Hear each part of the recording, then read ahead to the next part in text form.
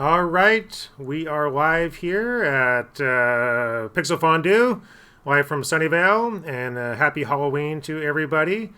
So far, my town is not burned down here in California, so I'm thankful for that. But I did smell smoke a little alarmingly the other day and got some face masks and walked around Target with the face mask on like a serial killer, a lot of other people. We're here with William Vaughan, Senior 3D Product Manager at New Balance, and Greg Brown, MODO Product Designer at Foundry. And we've got the Tom Cruise angle on Greg Brown there. Right. Greg's actually a pretty big guy, so he's just got the little camera. So let's talk a little bit about today's discussion. And it's just going to be just a general sort of modeling discussion about MODO 13, the current sort of state of modeling in MODO, where it's gravitating to. We'll talk about a new feature or two in 13.2 that's coming out.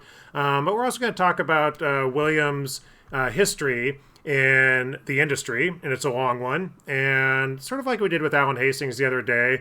And it seemed like there's some pretty good feedback on that. And a lot of people are interested in just sort of, it doesn't seem like it's been 20, 25 years since guys like us have been in the industry, but it has. And a lot of things have changed. And it is kind of interesting to go back in time and see what has changed. And it's interesting for not just guys our age, but also younger people who are getting in sort of like, oh, man, you guys had it rough back then. So we'll talk a little. We got a slideshow we'll play with William there. And so let's just maybe start off. And I think most people know William. And just let me introduce you really quick. Senior 3D product designer at designer or manager, 3D product manager at New Balance. But you also own a company called Pushing Points that distributes books and plugins and kits and things like that for MODO. And if you know William, he's a very industrious person. He's also, with his wife, has published a book. How long has it been since? Was that about a year and a half ago? 2 years?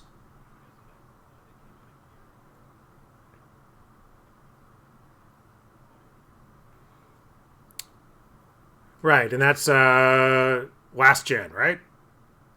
Second gen. Last gen. Second gen. Close. Okay. And so involved in a lot of things, and then Greg, of course, has been with us a lot, and so Greg's just going to kind of pipe in with some discussion when we touch on things with MODO, and eventually we'll get to some MODO modeling discussion, current discussion as well. They can't hear yourself or William.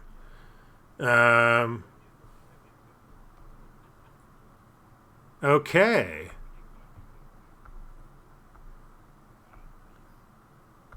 Okay, give me a minute, everybody. So, apologies. Desktop audio on OBS. Anybody that is an OBS expert, let me know. But yeah, desktop audio should be on. Wait, if anyone's seeing this, can't hear. Oh, the other Greg. Okay.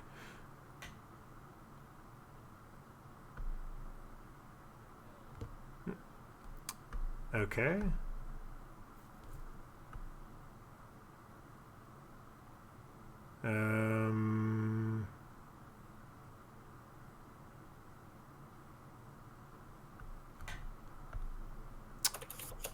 Okay, somebody say something. Hello. Something. Anybody hearing that? Anybody? We'll have to have a little bit of a delay. Oh, right, there is a delay. Yep, okay. yep.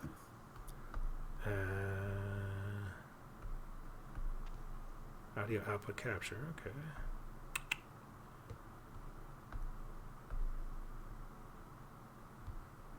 Let's see, let me bring up the chat.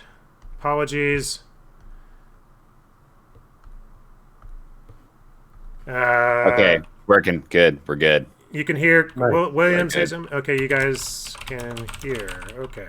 All right, apologies. So that is a result of me going to a different computer in a different office today. And my generally the workstation I stream from is getting a new cooler, so that is happening. Okay, we're good to go. Working. William says working. Okay, let's back up because all you've heard is me babbling on. But actually, I basically babbled the first 5 minutes without William saying anything. So let's go back to William. The book is second gen. Right. I think that's the first thing you said. So second gen, which my daughter is a big fan of. You can get that on Amazon, correct? You're publishing through Amazon, the second gen? Yep, through Amazon, and then now through Audible for the audiobook. In Audible. Okay, great. And so anyway, so it's just something to check out. I don't know. I thought that was pretty cool that you had the time to do that. Okay, so back to where we were. We're going to go through William's history a little bit, and then then we'll get into some current MODO stuff. So why don't we do that? So William, why don't we just chat a little bit? You are like, if you go back to the first time you made a 3D model, how many years ago was that? Oh, I try not to think about that. Well, it was in the mid 90s, so it's now pushing 25 years. So closer to 25 years. So like 95, 96, somewhere in that range. It was when Lightwave first hit the PC. So I'm not sure what year that was. Yeah, that was around 95, 96 because I started using Lightwave when it was first put on the PC. I actually think I have you beat because I started doing model 3D. There was a program on the Atari 1040 ST, and if you extremely old people here remember the Atari 1040 ST. Actually, I have one. I actually have it in my the lobby of the office. That allowed you to do two things. You could extrude and you can lathe. That's all it did. But you could make a wine glass, and that was the first.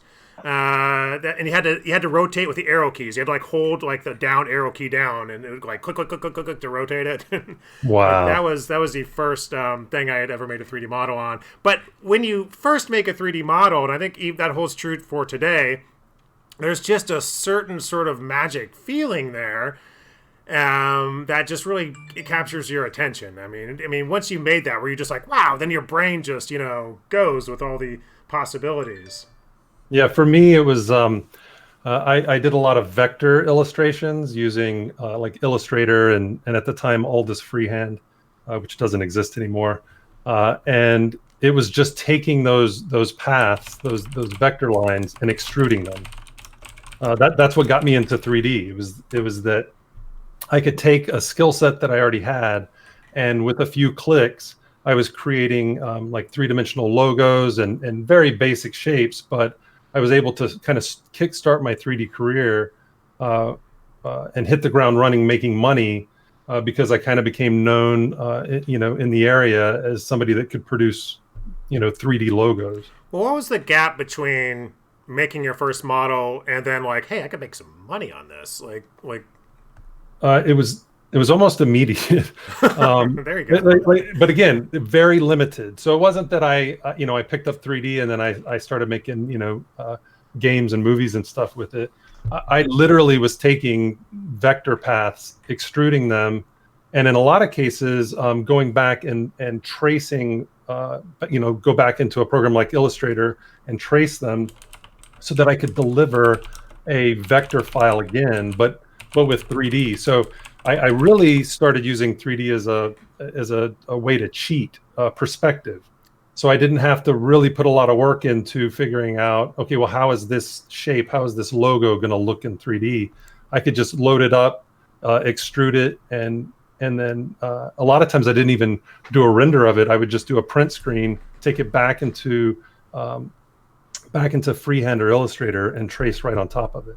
So you were already making money in 3D graphics. It's just 3D wasn't, or in graphics with logos and Illustrator, and you're like, oh man, look at this new tool. I can use this to create some shortcuts. And honestly, that's probably how a lot of people get into 3D today, is they're After Effects artists or Photoshop artists, and they've been looking at 3D kind of sideways from afar, and they're finally like, you know what, I'm gonna give this a shot. And then once you get into it, it's pretty.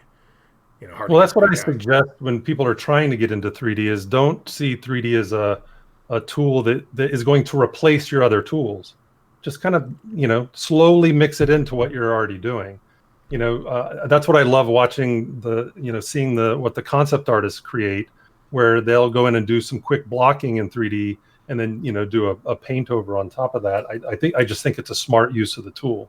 Yeah, I'm super jealous of those guys too. Like you see, I think I just posted it on Arts, maybe on the Pixel Fondue Facebook page, or tweeted out one of the concept artists. Occasionally, I just go to ArtStation and just look for MODO artists. And I'll find some like concept artists, and yeah, they'll just do some real basic geometry blocking and camera angles, maybe even some light direction in MODO, and then they bring it into Photoshop and then turn it into a work of art in like an hour. It's just a crazy thing. Yeah. I was like, those guys very jealous of that, people who still have that talent. Because honestly, when I used to be a traditional painter, and when I got into 3D, all that went out the window. So now it's been almost 25, 30 years where I've done nothing but computer art. And, and you do lose those skills. Yeah, my 2D skills have suffered over the years. It's something I try and get back into. So I'll pick up a sketchbook, I'll start sketching it in again, but I end up spending more time on the computer than in the sketchbook, and it shows. It shows in my work. Yeah, no, I'm just reminded of an image we had seen recently from Lucas of Advanced Character Studio or Setup fame. He's also a traditional artist, like has his own art shows, sort of artist, right? And so brilliant painter, and maybe he'll make this public. We had done this awesome image he showed me recently. That's essentially like a head, but it's on a background that looks like a MODO modeling screen. But it was painted. I thought it was a screen grab. I thought it was a screen grab. It was hand painted. It's got this little locator there, and the color is just like perfect, but it's acrylic. And I thought that was super cool. Well, I'll tell you. So you started. That's like about 25 years ago now. You started, getting into, using 3D as a tool. And were you down in Florida at that time? Actually, no. I was. I'm originally from Austin, Texas, and I was working in Houston, and primarily doing work for the oil and gas industry. So very, very different from what people would think of the type of stuff I was doing. I was doing a lot of hard surface modeling and technical animation, showing. We would show, how they were drilling for oil, and whether it was out in the ocean or in the ground, showing all the hardware and the technology behind all of that. But what I would do is I would try and sneak in, because I have a love for characters. So I'd always sneak in characters into projects. So I'd go to these meetings and I would say, for this animation, it'd be great. You need a robot to host this, or, we'll build this underground bunker that has all these, sci-fi vault doors and things like that. So it was a way that I could take what was, just technical and kind of, for me, not for everybody, but for me, kind of boring, and trying to find ways to, whether it was to build characters as a mascot for a company, or to just kind of spice up some technical animation with some goofy character. I did that as much as I could. Because that was, my true passion. Well, that's, I think, what you're really kind of known for is these character models. And when before we knew each other, but when I first became aware of you, you were a lightwave artist who made these, I would see these characters sort of pop up. And this is back, probably late 90s, maybe early 2000s, you would think, maybe when some of these character models started getting on the internet. Everybody else is kind of getting on the internet. These early 3D communities are starting to form. Do you remember, is that the era we're sort of talking about?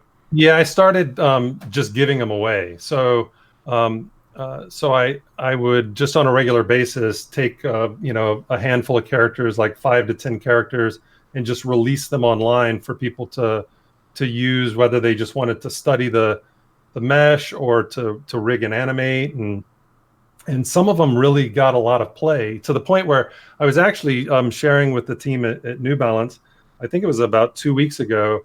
Somebody released a demo reel, and it had one of those characters from like 19. I think I built it in '99, and so it's still being used today. Is kind of crazy.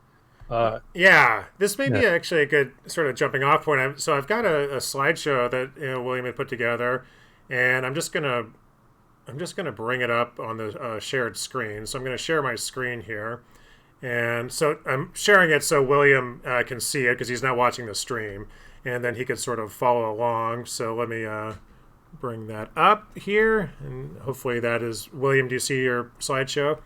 Oh, good. Yeah, because I don't have the stream up, so I'll watch it there. So Yeah, yeah.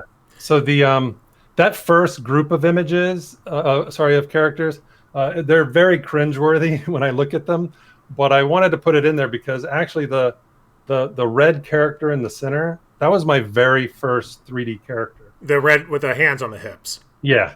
That was your very first 3D character. So let me just back up a little bit because you have to, for those of you who aren't from this era, you have to keep in mind that even things like sub Ds hadn't been invented yet, right? So a pure polygon model, even a perspective mode in some packages wasn't even there yet.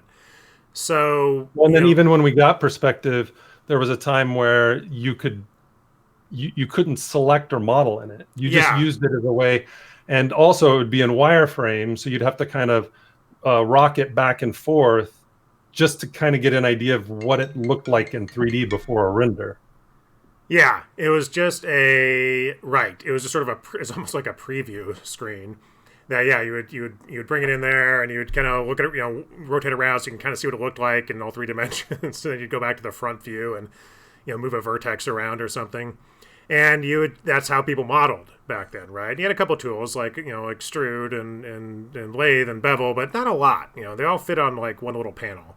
I got really good at making bevel do pretty much everything I needed to do. Right. So undertaking just a face was a hard thing to do. I remember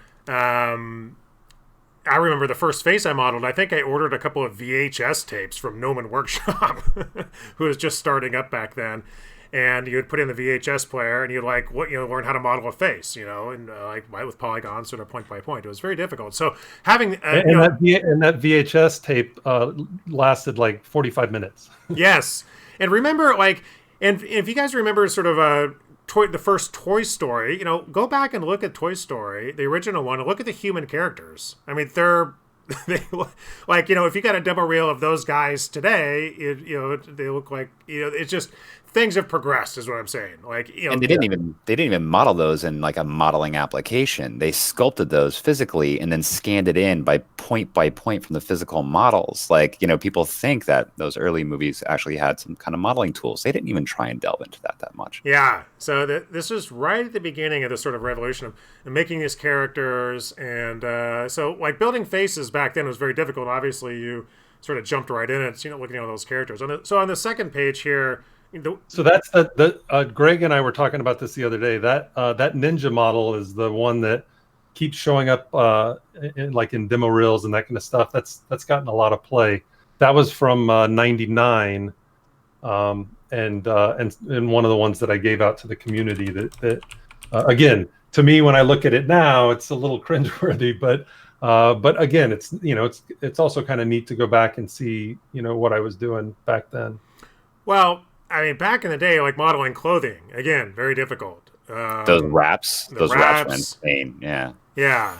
And he did this in Lightwave, right? In version what?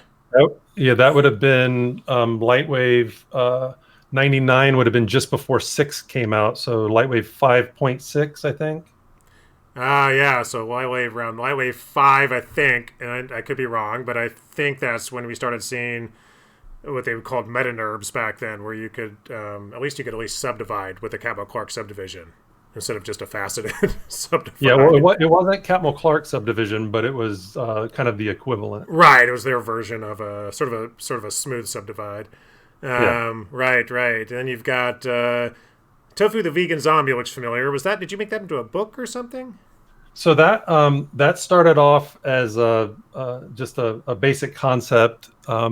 Then when I was teaching at the Digital Animation Visual Effects School in Florida, we made an animated short of it, but it was always kind of intended to be a toy. So from the 3D mesh, it was used for an animated short. It was used for print illustrations, but then it was also used to make the actual vinyl toy.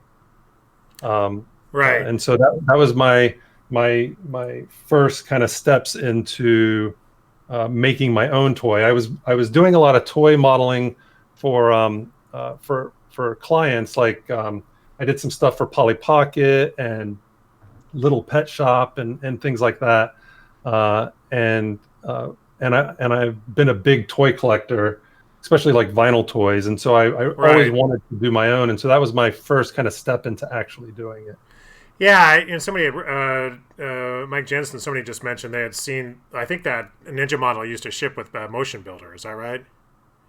Yeah, I was. That's actually kind of funny. I was in Japan back in like 2002, and they were using it at some trade show in the Motion Builder booth, and I saw it, and I walked over, and someone was saying like, "Oh yeah, look at this ninja doing stuff," and I said, "Oh yeah, I actually made that ninja," and they were like, "No, you didn't," and I'm like, "No, I actually did. It's a model I gave out to the community," and I was telling the story, and they didn't believe me, and they went to the name of the file, which had my name on it, and then they looked at my badge, and they were like, "Oh, you are the one that made it." There you go. So, if you ever release a model to the world, put your name on it in the file name.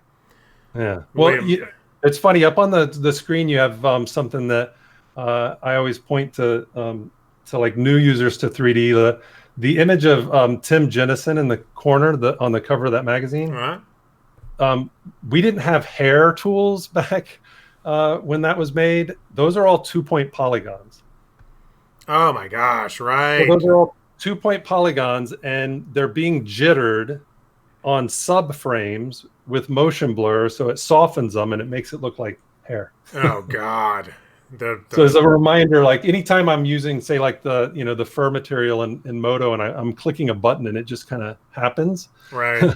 I think back to the days where we didn't have those tools. Yes, fur was like those sorts of rendering effects. Like fur, you'd first see them typically in like a Pixar movie or something.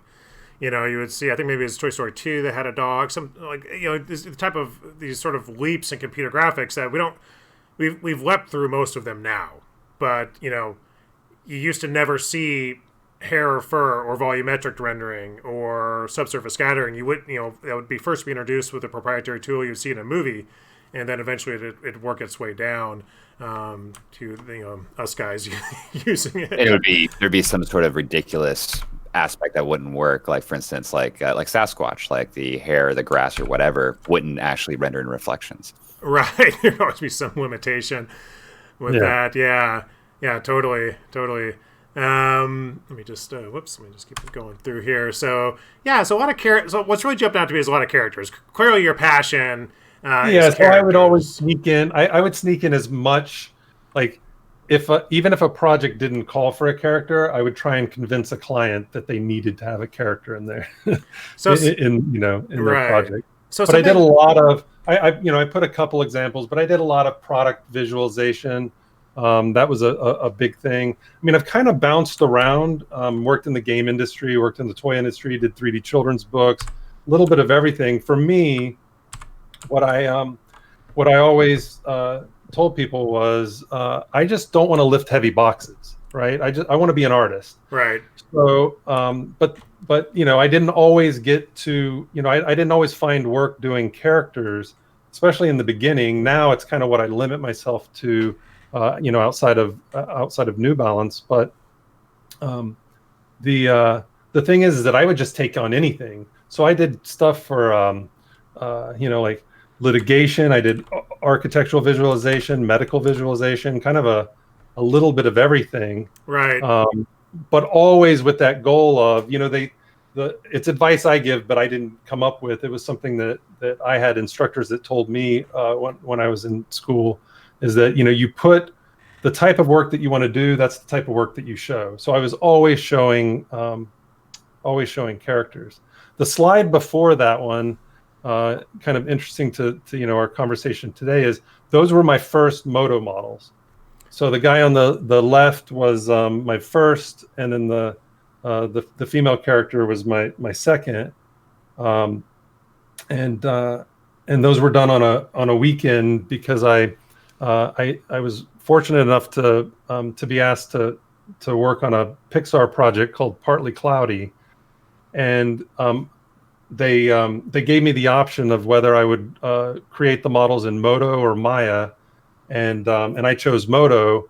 So that was on a Friday. I picked up a copy of MODO that Friday, and then over the weekend, just so that I was ready to go the next week, I built those characters just so that I could get familiar with the tools and just make sure that I could hit the ground running that week.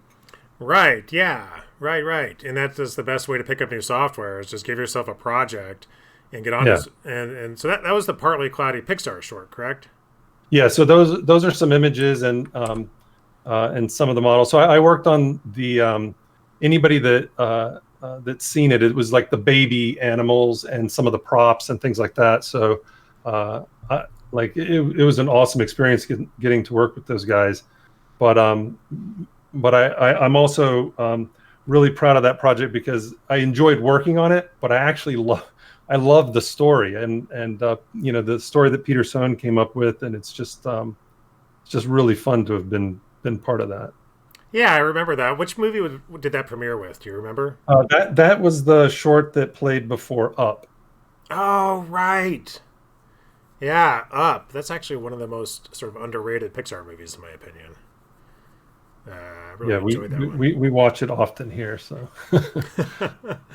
so talking about just modeling techniques. So you initially started creating characters in Lightwave prior to sort of what we call a modern tool set. Eventually, MODO came out, and MODO really was when it was released, but it's been like over 10 years, like one of the first really advanced sort of modern subdivision surface modelers is what it was really known for. And now you're creating, this new slide that came up. Obviously, we can talk about these characters in a second here, but what's changed? Like you must have had a technique for creating faces that has changed and evolved over the years. At what point did you sort of settle on your go-to character creation workflow? So I've kind of, I started box modeling back in the 90s, and to me, I used, before ZBrush came out, I would tell people it's the closest thing to like sculpting in 3D. The idea of, I was never a fan of what I call the edge extend or the build out method, where you start with one polygon and you extend, which is a very common technique for modeling. I never liked that because it reminded me of like if you were to illustrate, I never illustrated I did when I was in high school, but as I learned, different techniques, I would block out do a quick sketch and block out the shape of whatever I was drawing, and then slowly add detail. And to me, the extend or build out method, you're refining this shape, this detail early on, and then building out from that. And that never felt, I was never comfortable with that. And I kind of fell in love with box modeling because it was a way that I could block out a shape, make it, get the basic silhouette, and then just start cutting in more and more detail. And so that's a technique that I've been using for years. It's just, I've refined it. You build enough characters, or you just model enough of anything, because it's not really just characters. I box model the shoes that I do for New Balance. I box model cars. Like if I'm modeling something, I'm usually starting with a cube and kind of working from there. And the only difference is that, in the 90s, we didn't use terms like topology or edge loops and things like that. What I found was that I would model certain characters, and when I'd go to rig and animate them, some of them would deform nicer than others, and some of them would be easier to rig, and some would just make the deformations look nicer. And so over the years I would go, okay, well, why is this working better than the last character, or why is this portion causing problems? And so just over the years, I've just refined that technique to where it's, my goal is to do as few of clicks as possible, and to just have as clean of topology as I possibly can. And so it's the technique has been refined, but it really hasn't. It's not like a completely different technique over the years. Yeah, and again, just sort of a modeling history chat here. I was working full time as a modeler and animator in the late '90s and early 2000s, and that's when the term edge loop. I first heard the term edge loop probably 1999. And box modeling. We were using Lightwave at the studio I was at in Redwood City, and most of the characters outside of Lightwave or 3D Studio Max, if you're using something like Maya, had just come out. And Softimage was really the go-to character animation software, but they were doing most of their work in even the characters in NURBS and sort of these B-spline patches, which was almost more of an engineering way of modeling stuff. And it was, I think, it was before subdivision surfaces really became the go-to modeling option. And box modeling, now correct me if I'm wrong, but the first time I had seen just, oh my God, that can't be real faces and heads done with polygon modeling was from Taran. Yeah, Taran. He was box modeling in the early 90s. Yeah, with like a Lightwave 5 or 5.5 or something like that.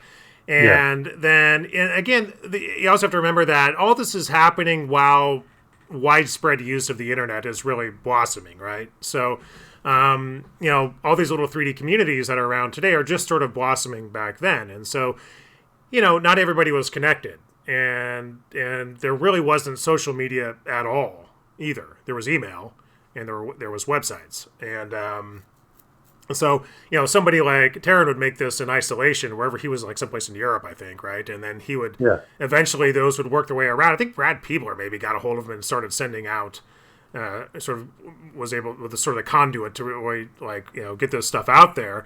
And then you're like, holy crap, you just made that from a box? And then people started trying out these workflows, and he started understanding the concept of edge loops and loop selection and things like that. There weren't shortcuts or hotkeys for loop selection in early software. MODO really revolutionized that. When MODO 101 came out, you could double click to select an edge loop. No other program did that, Yeah. And it was like, oh, okay, they get it. They understand what, how people are modeling nowadays. And so, so there's these sort of basic techniques, starting with the box or whatever, have been refined, and the rough edges smoothed off over the years.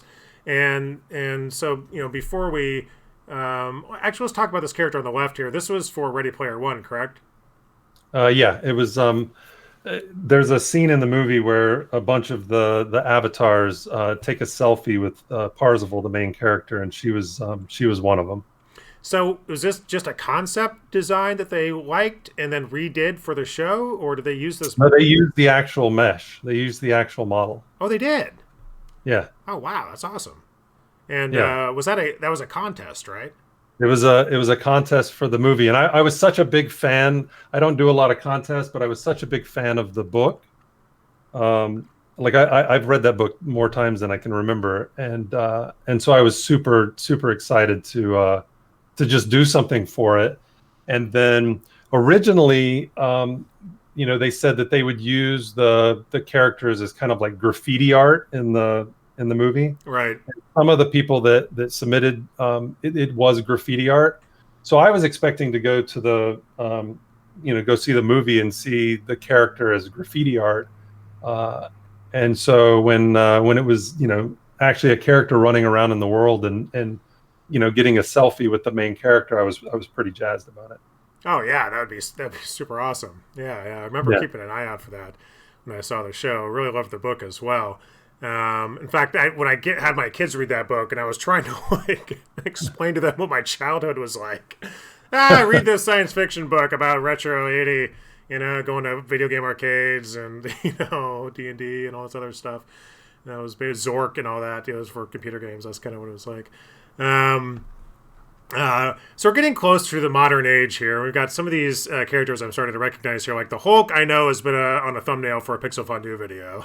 So I use a lot of I sneak a lot of the characters in the Vaughan in 60-second videos just to have something other than say a cube or something to work with, but then also just something a little more exciting. So but like the Hulk and Flash and I was up in was up in Boston when I first started working with New Balance, and I was up there for 6 months, living up there for 6 months, and I kind of made it a goal to come home every night and put something together that was just very different from what I was doing during the day. And so the Hulk and Flash and Tank Girl, those three would have been from that time where it was, let me get off work, go run, have dinner, and then before I go to bed, let me put something together so I can get something out online. Oh, right, Tank Girl. That's it. Okay, right, Tank Girl. So, like, how many characters? I mean, if you had to add up all the characters you've made over the years, like, we're talking hundreds, thousands. Like, I know it's thousands just because I had a client that one time it did 365 character models in about a 2.5 month period for them. That would have been back in 99 or 2000, somewhere around there. And then every month I was continuing to do characters for them. So just that one client would have been hundreds. Wait, you had one client call you up and say, "I need 300 character models"? Well, actually, it didn't really go that way. It was I've always kind of hustled, and I saw a job post. I didn't want to take the job, but I wanted to take the work.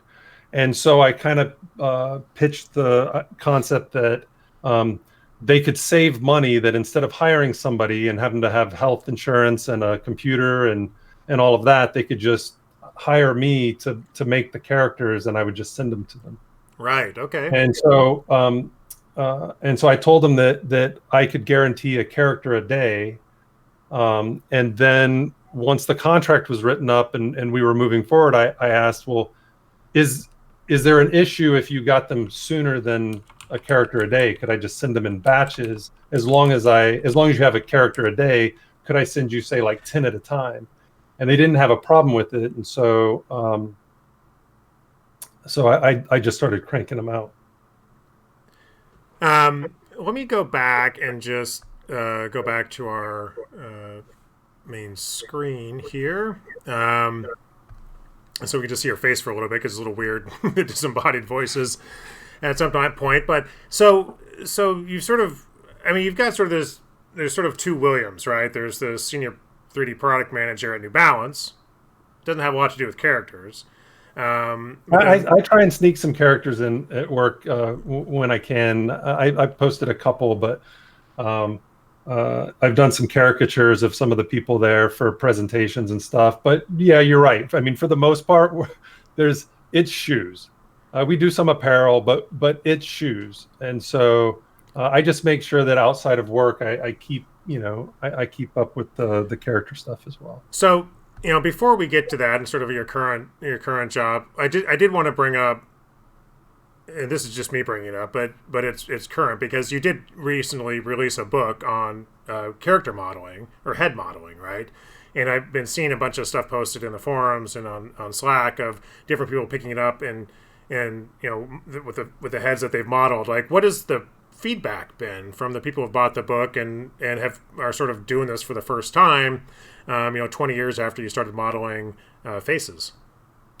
So when I released the first topology workbook, one of the most requested follow-ups was people wanted to know how I modeled the characters, and particularly the faces. And then when Rich Hurry started putting together what he's doing at Kite String and that amazing facial rig that he's putting together, I thought, timing wise, I thought it would be a good time to release for volume 2 of the topology workbook to have it focus on character heads and mainly like facial topology and that stuff, because married with what he's doing with rigging, people are going to want to probably have characters that they build that they can apply his rigging with.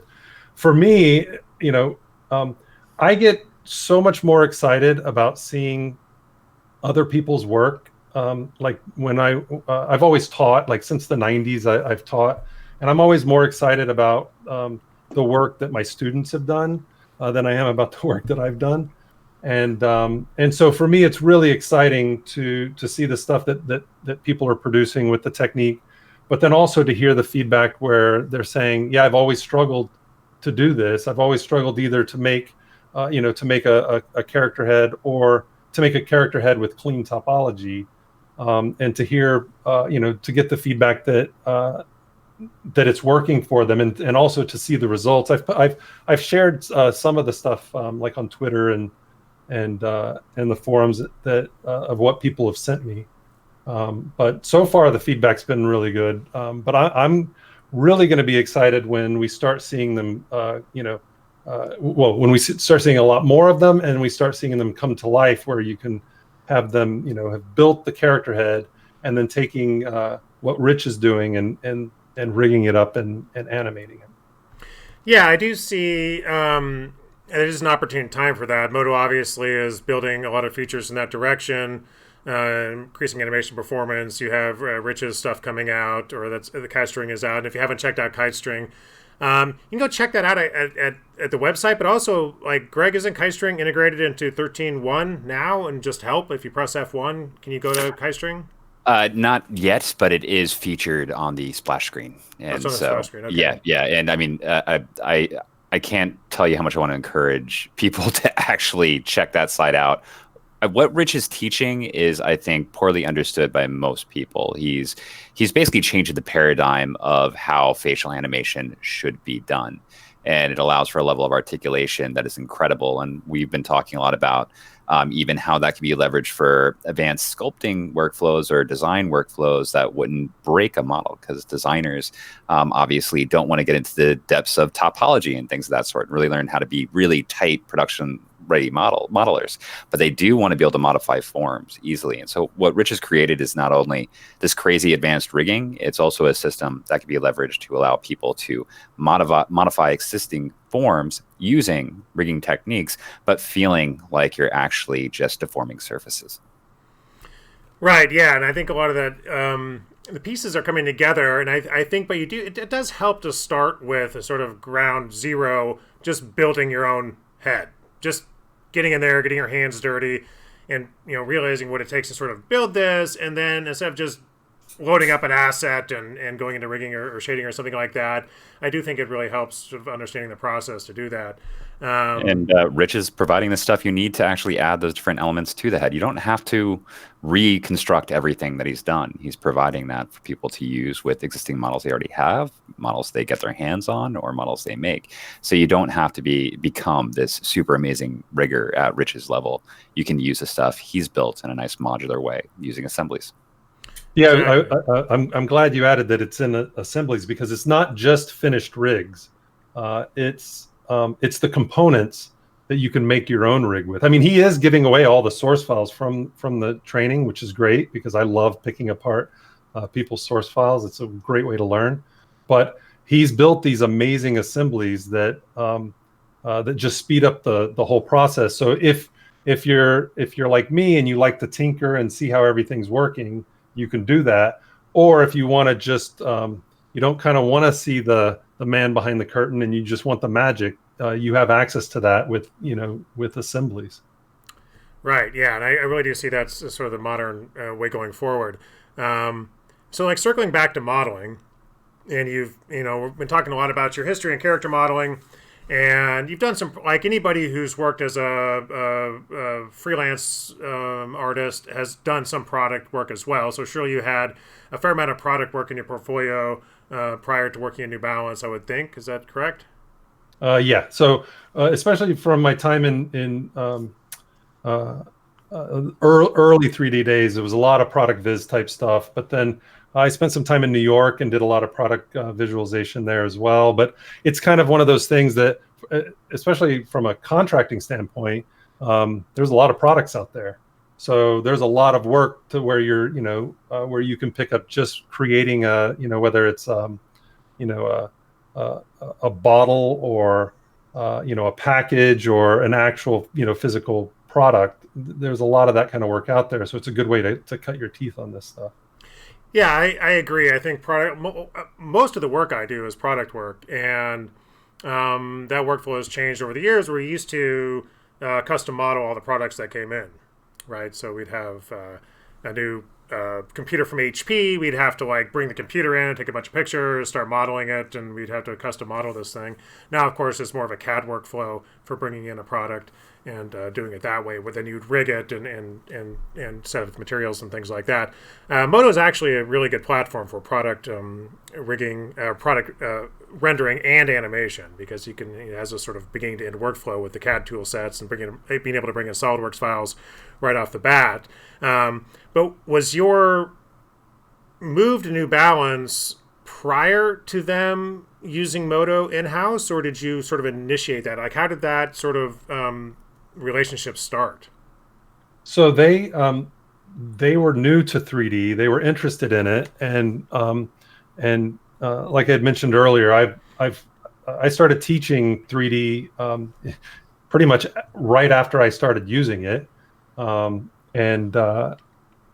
so I've always kind of taught it. And when I met the guys at New Balance, I was excited from a standpoint of I was first contracted to just come in, help train their team, set up the pipeline and kind of get them going. And so I went in with the idea of just training. But I fell in love with the company. I love well, first I was already running in the shoes, so that's a bonus. Right. But I really enjoy teaching people, and above all, like I model characters and I model a bunch of stuff, but at the end of the day, I always think of myself as more of a problem solver. And so each new project, each new task is just another problem that needs to be solved. And so for New Balance, it wasn't necessarily that it was shoes. It could have been cars. It could have been other products. It could have been it was that there was a company that was interested in learning 3D.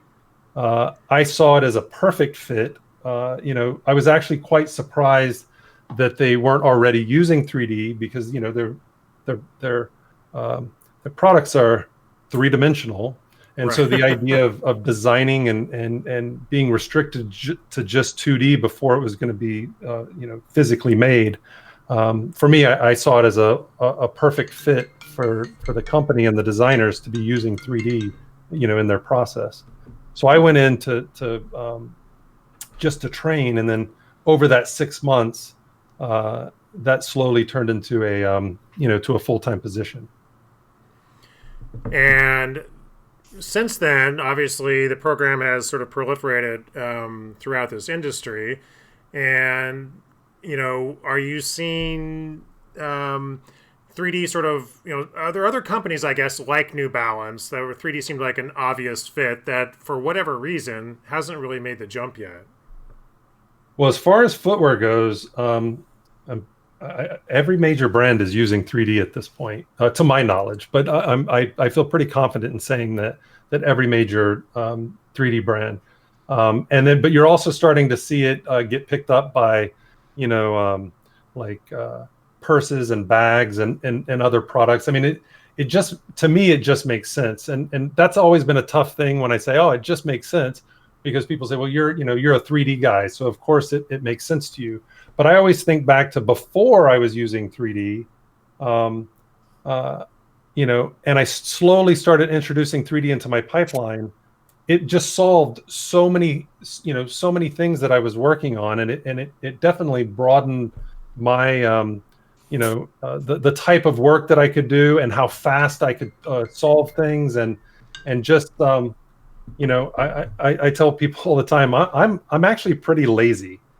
I think of myself as a lazy person. The trick is that I like to get a lot of stuff done, and so the two don't really fit well. Except that if you can find solutions to remain lazy but still get a lot of stuff done, well, and to me, introducing 3D allowed me to do that. It allowed me to create. As an illustrator, I was able to create a lot more illustrations in the amount of time that it would take traditionally to do one, And what we're seeing at New Balance is the designers that have adopted 3D into their pipeline, they're able to show up to early design reviews with these concepts that are much more fleshed out than say like a traditional sketch or tape up or something like that. You see, one of the interesting aspects of that is I used to draw. I don't really draw anymore, but I remember, when I drew every day and I started learning 3D, my drawing improved as I started learning 3D because I was spending time, manipulating 3D objects. That's kind of interesting. You've seen that with the designers that you work with who are used to traditional 2D tools. Yeah, my drawing got worse. I don't know why. I can only draw things honestly, when I draw now, I can only draw things in profile. Like when I start, it's weird. I don't know. Like my brain has switched over. Like when I'm drawing, it's always from a profile. But yeah, anyway, well, enough about that. There's probably something wrong with me. So you've got, well, let's talk about sort of the modern state of modeling here. So like MODO, sort of, buttered its bread, so to speak, as a subdivision surface modeler, sort of what we'll call direct modeling or traditional modeling or straight ahead modeling, where it's really adept at pushing points, like your company name, pushing points, moving vertices, sliding edges, and building up models out of your imagination or off a template or whatever. Almost like building images out of pixels, right? They're not procedural. Yeah. This is it's like making something in Photoshop versus making something in Illustrator, right? You're doing, working with points and edges and polygons. And what we've had over Greg, starting in 10. 10? I think it was Mesh 10. Operations was 10? 9. Yeah. And was it? It was 9. God, it seems like I was going to say like 11 or something. It's like it's been since 9. So, so over the last 3 or 4 versions of MODO, there's been a gradual, not a change, but an alternate way of modeling, right? So we've been introducing mesh operations, which is a procedural workflow. We've got a new mesh operations stack, which is sort of built upon the original deformer stack. We've sort of integrated that. You can integrate deformers. Think of deformers as manipulating existing points in space versus mesh operations would be being able to add or delete, points and polygons and other components into your scene. So, these have been added and we've got a few, coming each version, we get a few more of the traditional modeling tools added as mesh operations. And you add something as a mesh operation, there's a lot of things that has to go into that. You have to have selection operations that can support that mesh operation. There may be other parts of the tool pipe, and again, the tool pipe, going back to early MODO, was sort of a revolutionary concept. You could build your own tool, with an action center and a fall off and some sort of manipulator to move points around, and these various combinations allowed various tools. But even that, over the years, we've seen the tool pipe used to be a sort of a front and center in the MODO interface. Now it's kind of hidden. People don't actually interact with the actual tool pipe that much anymore. There's just tools that are sort of built that we use, and so it's a long way of saying we've got a lot of these mesh operations being moved over into that are now available to us. Has that changed the way that you model now, William, that we have this other way of modeling? So, yeah, I kind of look at it as this progression, because when I first started modeling in the 90s, it was a lot of enter some values, hit a button, you see what it produces, and you go yes or no, undo, change the settings. So if you say you wanted to array a bunch of meshes, or you wanted to lathe something or do a radial sweep, if you wanted to do those things, it wasn't interactive. And then slowly the tools became more interactive. And that was one of the big one of the big pulls to MODO for me, was how interactive all the tools were, so that I didn't have to know what value to type in, before I saw it. And I didn't have to fully commit to, say, how in MODO the fall offs, the modeling fall offs are interactive. So you could, use the scale tool and adjust the linear fall off in real time. Right. I take it for granted now, but there was a time I didn't have that, and you really had to kind of like commit and then undo. So that interactivity to me was a big pull to MODO and was a game changer for the way I model. And that's kind of how I look at procedural modeling now, because I never thought of the way I was working as being destructive. The way I modeled as being destructive, but it really was, because you perform an action and you commit and then you move on. Whereas with procedural modeling, I can go in and use a lot of the same modeling tools, except they remain live. And it seems like every new version of MODO, whether it's a point release or a like 13 or 13.1, there's more tools added. So like we recently got like say spike and smooth, and I use the especially for topology changes and things, I use the spike tool all the time. And now that's that's procedural, it means that I can apply it, but still have all those attributes live. So it has been a game changer for especially the shoe modeling. So if we're working on a one of the parts, say like the on a New Balance shoe, almost all New Balance shoes have the in on the side. Yeah. And so there's a lot of different ways that we could create that in, but a common way is to create it flat and then constrain it to the lateral and medial side of the shoe. Before procedural modeling, you constrained it and you were done. And Right. now if the shoe changes, you need to go back to the flat version and reconstrain it. But now we do it all procedurally, so that if that part changes, if the shape of the upper shoe part of the shoe changes, it's not a big deal, because it's all procedural. The mark is going to move with the changes that you make. And so the more that we can introduce, replace traditional destructive modeling with this procedural modeling technique and tools, it's just less work for us. Again, it goes back to being lazy. We don't have to do as much work. I think one of the biggest changes for me in my day-to-day work with the introduction of mesh operations is it gives you options, right? So now when you're approaching a project or even a part of a project, you look at this, one of the questions you ask yourself is, do I tackle this procedurally? Is there any advantage to like tackling this part of the model procedurally? Do I start it off procedurally, freeze it off, finish it off with direct modeling, and then keep that procedural part in a hidden, and if I have to revisit it? And this is actually how a lot of people modeled in 3D Studio Max for years, as well as even Maya. You would build up. It works differently than MODO. It doesn't have the sort of flexibility of the selection operations that MODO has. But you'd build up a modeling stack, and at some point things kind of stopped working or became unstable. Then you would flatten it or freeze it, and then you just start over, start adding more mesh operations on top of that, or in whatever programming you're using. And so right now I see like there's sort of a symbiosis between modeling procedurally in MODO, using mesh operations to build part of a model or all of a model, eventually maybe merge meshing that into another mesh, maybe freezing that and duplicate and freeze or something, and then continuing on. And Greg, this is a bit of a question for you. Do we see these sort of branches that are sort of running parallel right now, and with a little bit of connections in between?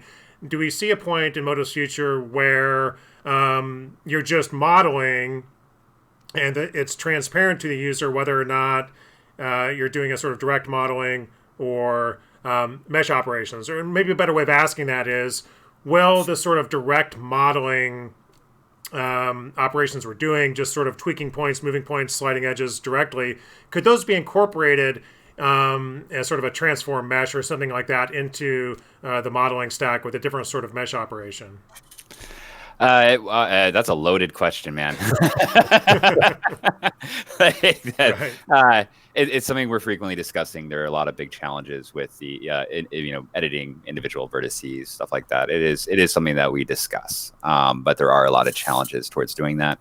As far as procedural modeling is concerned, one of the things that I've found that people appreciate the most, especially people coming from applications like Max, when demoing procedural modeling, just being able to have a model in a certain layer that's gone through multiple different operations and passed by merge mesh, and you're happy with how that's looking, but you want to keep that process in place. Just being able to copy and paste that geometry over to a new layer and then continue on with direct modeling alone is a big value. But yeah, what you're asking specifically, cannot comment on where we're going to go with that. Yeah, and nobody's really solved that yet. Yeah. So that is. But what you brought up was sort of interesting, the whole copy paste thing. I know, William, you do that a lot. Like, I always think that's sort of a bit unique to MODO, where it really is that easy. People don't really understand it's like that easy. Like, well, I did all this work with procedural modeling, and I want this, but I need to tweak some stuff that can only be used with direct modeling tools. What do I do? Well, you just copy and paste it to copy paste it to a new layer. You don't have to. I mean, I think I have a video that shows that shows there are multiple options, right? You can freeze it, you can duplicate and freeze, you can do all kinds of stuff, but really the fastest way is to just select the geometry that you want to work with, copy and paste it into a new layer, and it's no longer procedural. But you haven't lost that whole procedural stack. Right, it's still there. It's still there. Yeah. And and really somebody mentioned Form Z modeling. Now I'm familiar with Form Z, but that's going back old school there. I haven't heard that since the 90s. Yeah, that is okay, I don't know where that came from, Loomis. Form Z, maybe that's what Form Z did. Yeah, I'm losing my train of thought. So yeah.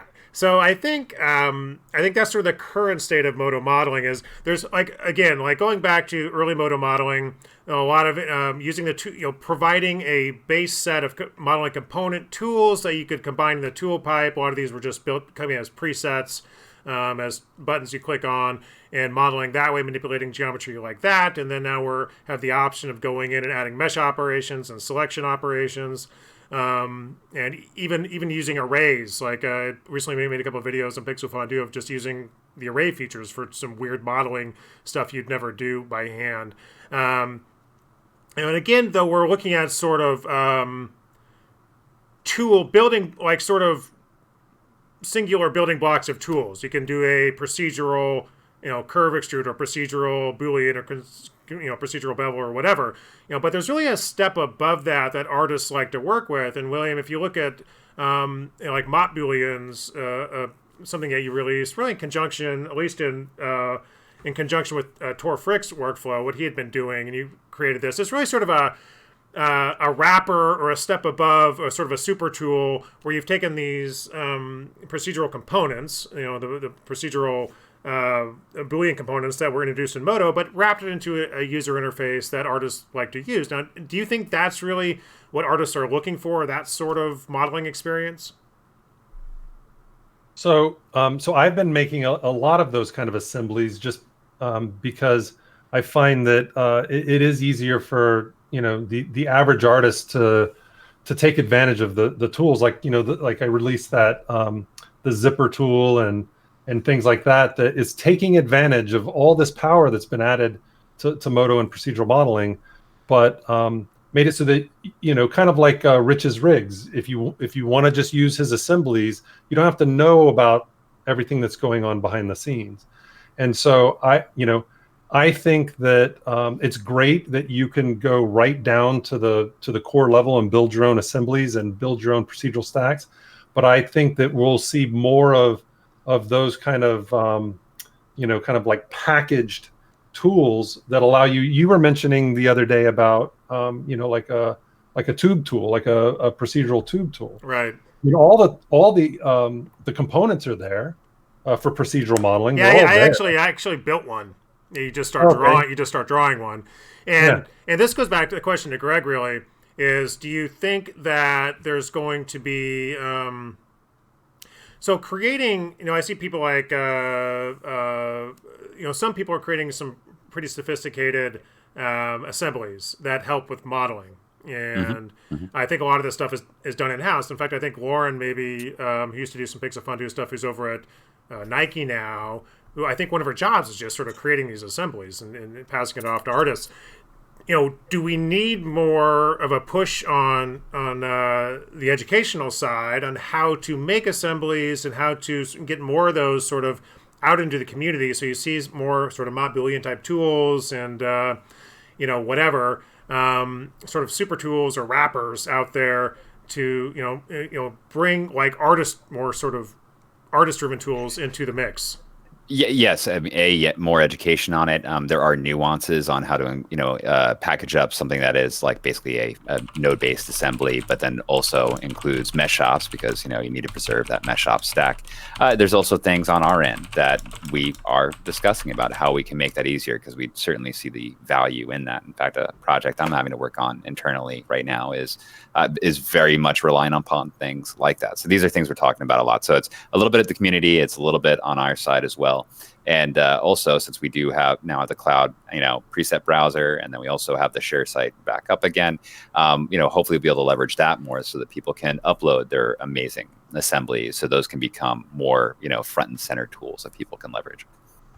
Yeah, I do see that sort of as where MODO is going in the coming years. And I think, and you have to give Blender some credit here, where clearly, just because of what Blender is, it's sort of a community-driven program in a lot of ways. And so what you end up having is sort of like William and Tor collaborated on Modulians, is you have people who are artists who are like looking for shortcuts, and this is their go-to day-to-day tool, be it Blender or whatever, or Maya. There's some decent sort of these super tools in Maya as well.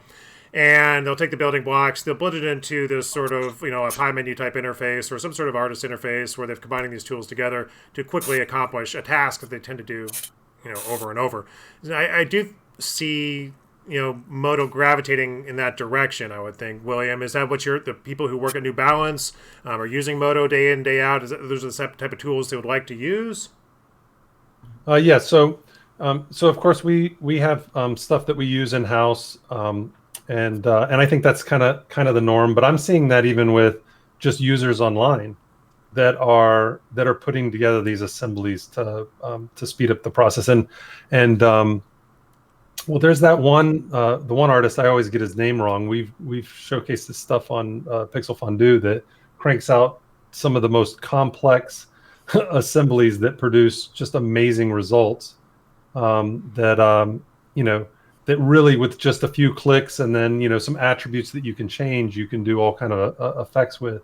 So I do think we're going to see more of that, and I hope we see more of it from from different artists in the community, because we're all going to approach things differently, and so we're all going to be solving different things. So like the tools or assemblies or scripts or kits that I put together, they're solving things that come up in my workflow or workflows of people that I work with, or artists online in the communities talking. But like as more people kind of delve into that, I think we're going to see a lot more of that stuff. Yeah, and I think what I would like to do is put together, just maybe get a couple of people and do a little technical playlist on Pixel Fondue where we really, just show how to make an assembly, like what it is. Here's how you make it, and put it on there. Just some really simple examples, because sometimes I think the examples, you can look at some of Rich's stuff or some of the, I think Alexander is the name of the guy you're talking about who made the really this freaking awesome stuff, but it's daunting for a new user. So, but you could make a tool where you can just, draw points to draw a tube, kind of like the tube tool in MODO, but it's actually procedural. You can always go in and change the profile and stuff pretty easily with just a few nodes and turn that into assembly. And I had done that. If you're looking for something like that, if you're watching now, if you look at some of the fall off, like the sign fall off assembly video I had done a few weeks ago, or even the curve fall off assembly, that was prior to the curve fall off that actually is going to be coming with the MODO 13.2. But it's sort of a basic idea. There's only like 5 or 6 nodes in there. You grab it to assembly, you drag it to your assembly folder, and it's there in your browser whenever you want to add it to the schematic or whatever. So these are the type of things I think maybe we do a little series on that and try and get some some more of these things there out in the wild that people can download and pick apart and use day to day, and that kind of thing. I think, Greg, that's something maybe we could put together. I know you have some Mr. Uzu. I'm going to blow his name because I know it's a Mateo. How do you pronounce Mr. Uzu? He prefers you just say Matt. How about Matt. that? Okay, Matt. So Matt at Foundry, Mr. Uzu, had done a really cool particle tutorial that I sort of found was sort of actually kind of hidden a little bit on the Foundry site. And it was one of your MODO Monday things, I think. And I'm looking at this thinking, God, why? And it came with a couple of particle assemblies. Again, these are assemblies. MODO, you can create assemblies for deformations, for modeling, for particles, PMODs, for all kinds of stuff, right? It's just a really generalized sort of tool in MODO. And I was thinking about grabbing him and a couple other guys doing some stuff with arrays and showing how these assemblies can be created in actually in a useful way, like a sort of general tool that not just a special effect, but something you would use a lot. So maybe we'll. That sounds amazing. Yeah, that sounds excellent. We should definitely put that together. Approach it that way. So I think we're running up on time a little bit here, but I did want to show there is a new tool in 13.2 that's going to be coming out. And so obviously in just whether it's procedural or direct modeling, bevel tool, especially edge beveling, is a just a must-have tool for any human being modeling assets in 2019. And MODO was really, especially with edge beveling, was really sort of blazing that trail 10 years ago or whatever. But now we've got modeling operations have become more complex, and there's more edge cases. And you guys have been updating those tools, but there's always cases where they break. And so it sounds like you guys, with a new chamfer tool, have decided to begin to introduce a new tool that can, over the course of a couple versions, will hopefully solve all of these cases. If you want. Yep, that's exactly it. But there may have been a few posts from a few people occasionally about Bevel, here and there, and we wanted to listen to those 3 users. But you gotta one thing about a tool like Bevel. Bevel is such a fundamental tool with modern modeling workflows. And I mean, that tool was the first iteration of it was, not to date everybody here, but 14, 15, 16 years ago, and by Taz, this brilliant developer we have. And through the years, it's been patched and it's been improved, but you're still dealing with that base code from not long ago. And so with Edge Chamfer, we were looking at hey, how about we start rebuilding some of these tools from the ground up with fresh code and take into account things we want to do in the future. And so Chamfer currently does solve a variety of problems people do run into with the current Edge Bevel tool. It's not a full replacement for it yet. We debated whether or not we wanted to release it because it's not a full replacement, but it is a conversation that we frequently have. People say, why aren't you doing anything about Bevel? And we are. And so we want to kind of illustrate to you with this tool, hey, here's this new tool that we are building from the ground up. It's very, new code. And so as people find issues that they're like, hey, this isn't working in this case, it's helpful to us to have those issues presented to us, because it's another funny thing. It's amazing, with a tool like Bevel, how many fringe cases you can run into depending upon how the geometry is constructed. Right. And so getting it out there and getting people to play with it and see what it does better than the current edge bevel, getting that information back to us will help us provide you with a tool that better satisfies your Well, needs. I really like it that you guys are putting this out there. Same thing with the path tracer, and I think Shane deserves a nod for this. Yes, obviously, this tool is it's a complex tool. There's a ton of edge cases. I'm showing a couple of examples here where it is a better option than what's shipping with Bevel right now. But look, people need to get their hands on it, tell you guys what's wrong with it, and so Taz can continue to work on it. Same thing with the path tracer thing. These sort of technology, preview, not really previews. They're just, look, you guys are just saying, look, we're working on this. Here's where we're at. Start use. If it works for you right now, use it. If you bump into something it doesn't work for, let us know. We're actively working on this right now. If you can see your screens, here's where, first of all, chamfer, bevel, are those synonyms, or you just? Yeah, we didn't want to call it Edge Bevel plus, right, Edge Bevel 3.5, whatever. Yes. Yeah, so chamfer just seemed like a good way to distinguish it in the UI. At some point when we get to a point that chamfer really replaces all the functionality of Edge Bevel, it may be the only thing you see in the UI, but we'll probably keep the bevel around as a legacy item, especially for existing procedural setups or mesh op setups that use it. So it's that's one of the other challenges, having an application that is now at the end of its 13th release and approaching the 14th. It's do you get rid of things? Is that a good idea? Are you going to break stuff? And so we're trying best we can to accommodate all the different scenarios we run into with our users and how they use our tools. So will Chamfer be a procedural mesh operation as well as a direct modeling tool? Yes, it will. We will with that. Basically, anything that we implement as a bevel, or anything we implement as a direct modeling tool, we can implement as as procedural. But you'll be seeing that, of course, later because we're working on it. Right. And so William had put together these nice examples here, these little GIFs I'm showing. And did you want to speak to any of these in particular, William? No, there was, I tried to hit some of the stuff that I come across on a regular basis with hard surface modeling, and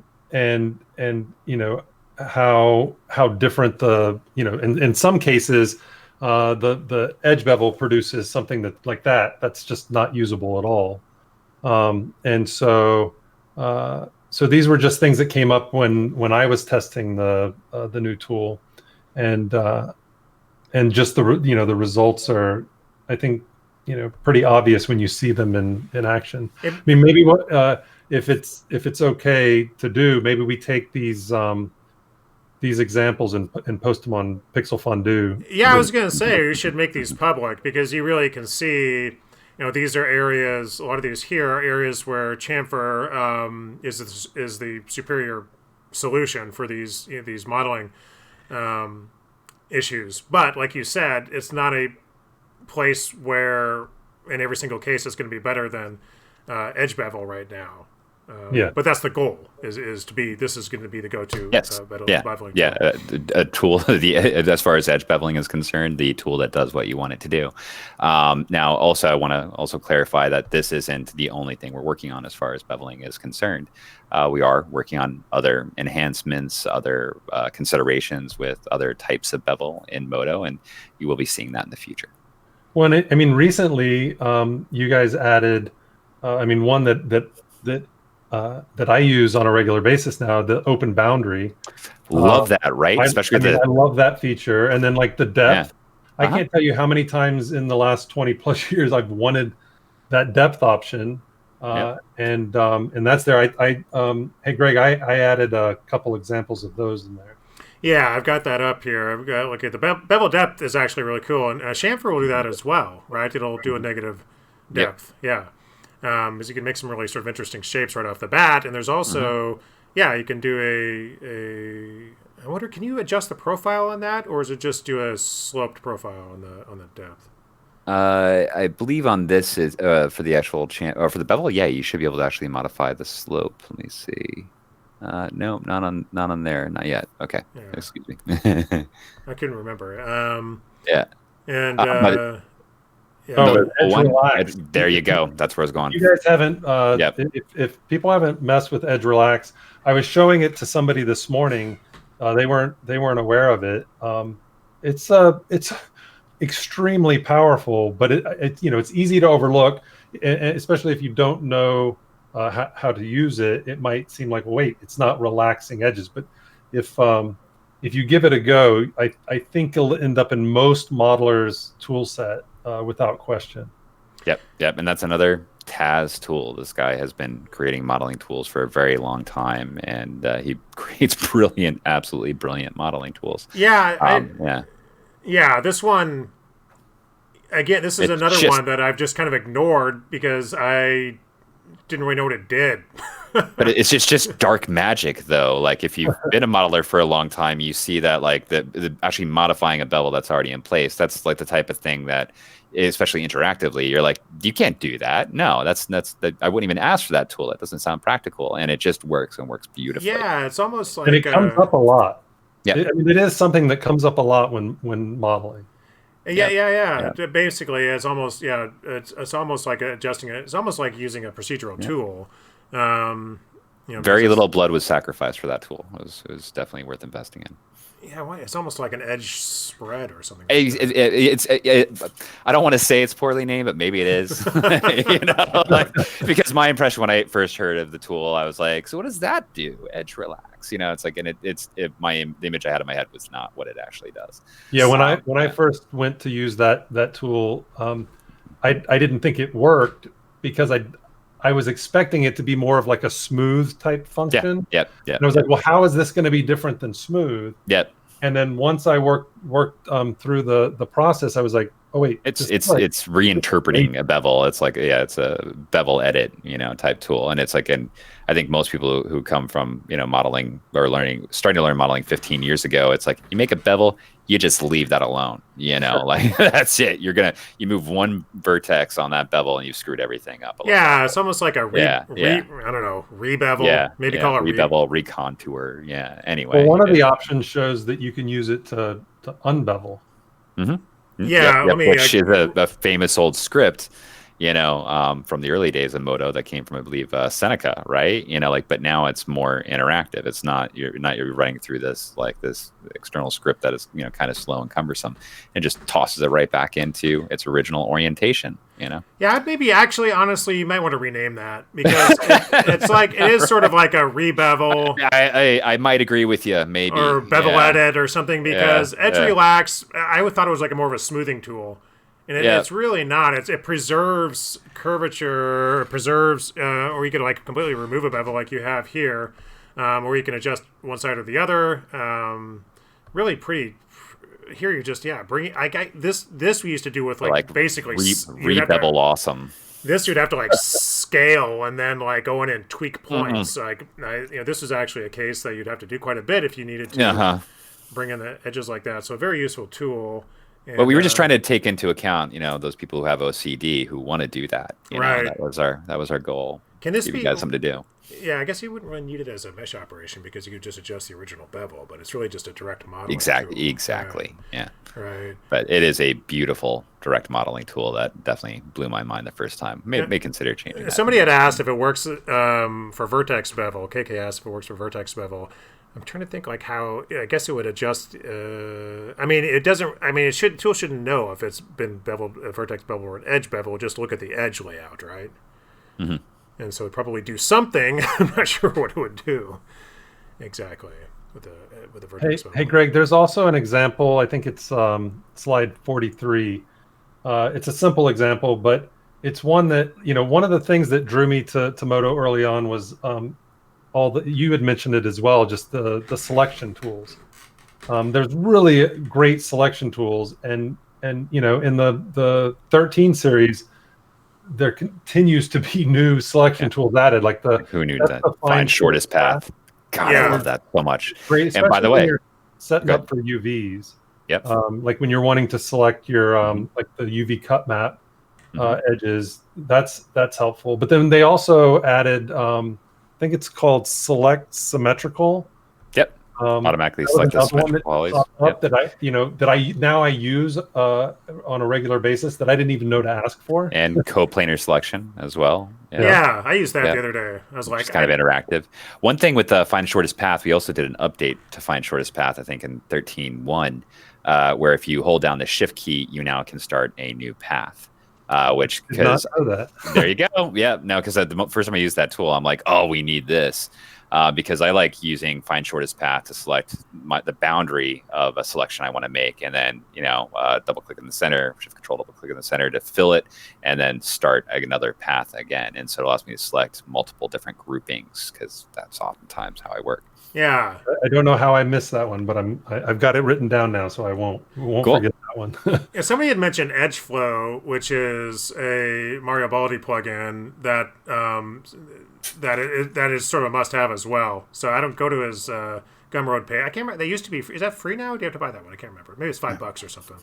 Anyway. Oh, and by the way, we've got it on Pixel Fondue. People can find it there as well. Yeah. Oh, okay. Quick aside: Chamfer is a mesh shop. It is in as a mesh shop. Chamfer, it will be a mesh shop. It is. It is a mesh shop. Yes. Yeah. Okay. And you're doing some sort of like UV is that a UV train? Yeah. Yeah. Well, that was something that I showed at SIGGRAPH, but I use it on a regular basis. So it's just another example of something I would have never been able to do before the mesh shops. But one thing that